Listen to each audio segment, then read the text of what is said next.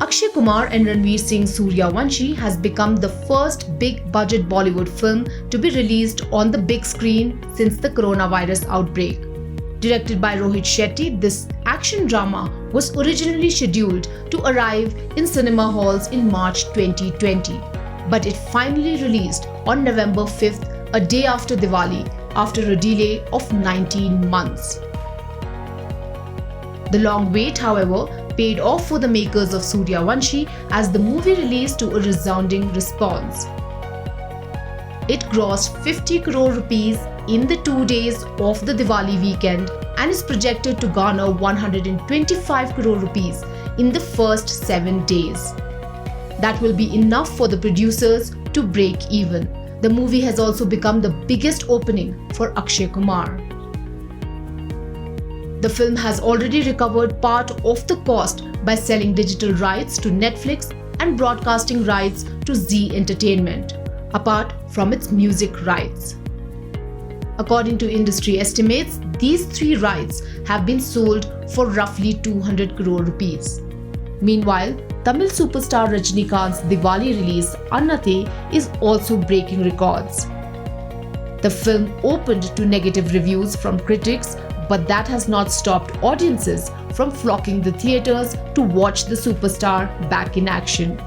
The film, which features a huge star cast, has collected 50 crore rupees in the first 2 days and is estimated to have already crossed 100 crore rupees in total earnings. The release of Hollywood film Eternals, the latest installment in the Marvel Cinematic Universe, is adding variety to India's big releases after Diwali. The film experienced a strong weekend collection of about 18 crore rupees in India. But can this festival momentum sustain? Theatres are optimistic about more big releases, hoping they would put an end to their troubles. But some producers are still opting for direct OTT releases, leaving theatre owners displeased. In one such example, all 5 upcoming releases of Malayalam superstar Mohanlal are releasing on streaming platforms. On whether such platforms will eat into theatre revenues, this is what PVR Managing Director Ajay Bijli told Business Standard's Ram Prasad Sahu in a recent interview. When cinemas were shut, then obviously the content makers had to find an outlet to sell their movies. And also the people like Netflixes and Amazons of the world, they needed content to improve their subscription base.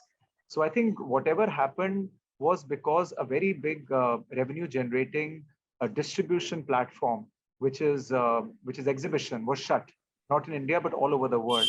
So therefore, these transactions got very highly accentuated and highly noticeable by everybody.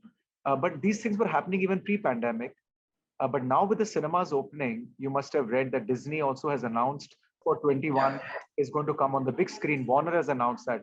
Now, why I talk about Disney and HBO, Warner Brothers is because they've got their own platform. So they're very different from Netflixes of the world because they're creating content, Netflix, and acquiring only for their own platform. However, Disney has got their own streaming service, and yet they're releasing the movies on the big screen. So I think it was a aberration that when the cinemas were shut, that these transactions were happening and a lot of content was going to the OTT platforms. But with the cinemas opening up, some will continue to go, but a lot will also come on the big screen, enough for to make our numbers work. Nevertheless, the Diwali box office performance has decisively shown that the public is more eager than ever to return to cinemas in the world's biggest movie market.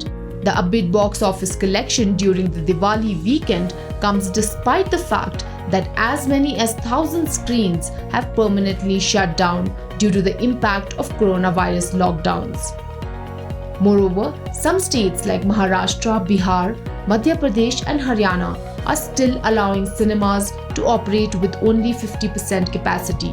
Maharashtra is the biggest market for Bollywood, accounting for around 30% of its all-India box office revenues. Most of the states are at 50% capacity. Just a warm-up is going on. The marathon hasn't started. So I think at the time of a warm-up, it is difficult to say that, you'll be, doing the same what you were doing pre-pandemic. So I think probably you can say end of fourth quarter or beginning, God willing, beginning fourth quarter, I see things coming back to normal. As I said, it's a function of so many things. One variable is there should not be any third wave, or if it is benign. Second variable is that this 50% cap, which is there on all the capacities, that has to be lifted. So you're talking to somebody currently who has all these constraints. Only when these constraints get removed, then I have no doubt about it that people will go back and will reach the same revenues as the pre-pandemic level. Multiplexes are now batting for the lifting of restrictions on theatre occupancy, but states are treading cautiously on this front as they look to prevent a third wave of COVID-19.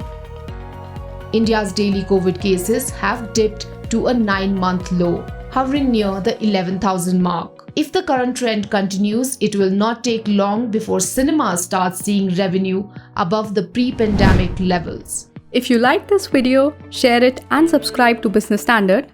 For more news, views and insights, log on to www.business-standard.com. Do also follow us on YouTube, Twitter, Facebook, Instagram, Telegram and LinkedIn.